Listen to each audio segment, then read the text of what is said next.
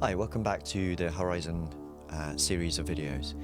This one we're going to just break down and talk about the actual channel as itself with each of the voices that we've got and what they actually do and what's involved. So let's just look at, in this case, sampler 1, which in this case it just displays the sound right up here.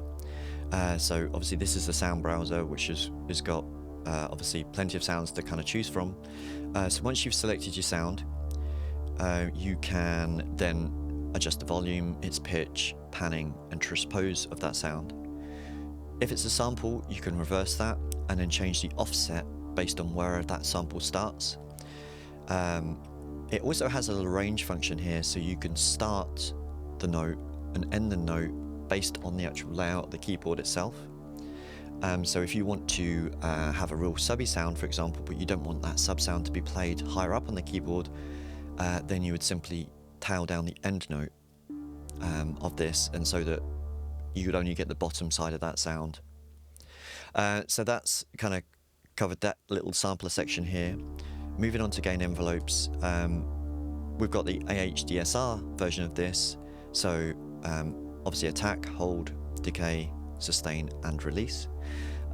This is all now depicted by a nice graphic that you can see here, so you can visually see what's kind of happening here. Then we've got a tremolo, which is a nice effect to be added, which I'll go through that in a second. Likewise a vibrato. Then we have a unison section that is actually 16 voice unison, so you can add 16th with its spread, which is your stereo width, and the detuning of the unisons. That is also controlled by an LFO, which again I'll talk about that in a second when we talk about these modulators here.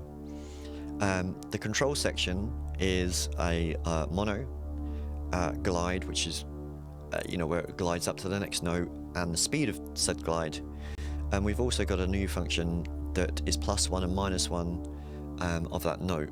Not to be confused with the octave up here, but it adds an extra note above and below the octave that you're working in. So it's like a padded layer, so to speak. Then over here we have the filter section, which has got many different filters to kind of choose from.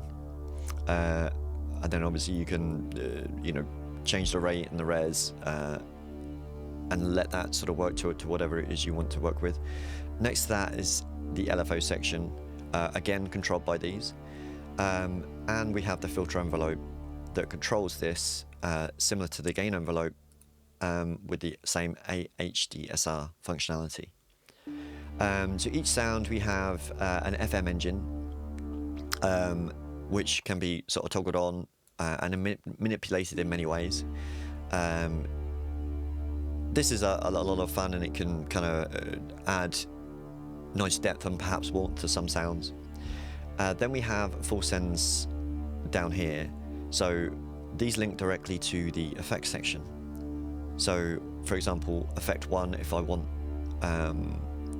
let's say reverb that's on send number 1, I would simply just add this here. Now this is per voice and per channel. So you may have a reverb on your send on slot 1, but you don't necessarily have to have reverb on everything unless you use that for a master effect. Then at the bottom we have a dedicated EQ. This is again per channel. So if you're thinking, okay, this sounds a little bit muddy or too heavy, you can simply just low cut, high pass, or just simply just add nodes and take them away here. It really is kind of quite involved. Now we'll go on to the mod section of each of these. Now throughout our plugin there's many different ways that you can kind of manipulate using LFOs. For example, if we take the tremolo right here, if we wanted, say for example, this shape as our LFO, we can not only control the speed, its depth, its smoothness, so on and so forth in here, or we could just draw our own if we so wanted to. It's completely your choice, but let's stick with the default for now, and we can simply just drag this to wherever we want, wherever you see an LFO. This then controls the depth of that LFO, so if we engage this, then that would now be running this LFO based on all these parameters up here, and then you can tailor and tweak as necessary. This same philosophy applies to the unison. You can control the detuned unisons for a real good crazy effect, and likewise with the FM engine and the filter too, as well as the effects sends, which is quite a unique approach that we've gone down here. So you can almost gate the reverb if you want, or have some tremolo on the on the reverb. It's really, the choices are yours. So yeah, this is pretty much the independent channel of HoriZEN.